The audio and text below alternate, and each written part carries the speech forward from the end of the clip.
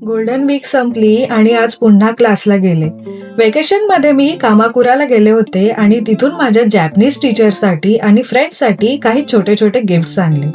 खरं सांगायचं तर माझे फ्रेंड्स आणि टीचर जेव्हा कुठेही फिरायला जातात ना, तेव्हा नेहमी माझ्यासाठी काही ना काही घेऊन येतातच. त्यामुळे यावेळी मला असं वाटलं की आता माझी टर्न आहे त्यांच्यासाठी काहीतरी आणायची. आज क्लासमध्ये टीचरला गिफ्ट दिलं आणि त्यांचा रिॲक्शन इतका क्यूट होता ना, हे बघा.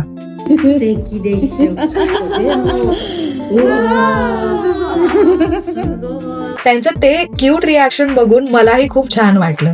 बाकीच्या फ्रेंड्ससाठी पण मी गिफ्ट्स आणले होते, पण ते आज ॲब्सेंट होते, त्यामुळे त्यांना देता नाही आले. जपानमध्ये हे खूप फेमस कल्चर आहे. जर कोणी कुठल्या फेमस प्लेसला व्हिजिट केलं तर ते आपल्या कलिगसाठी, फ्रेंड्ससाठी आणि टीचरसाठी काही ना काही छोटंसं गिफ्ट घेऊन येतातच. तर असा होता आजचा माझा दिवस.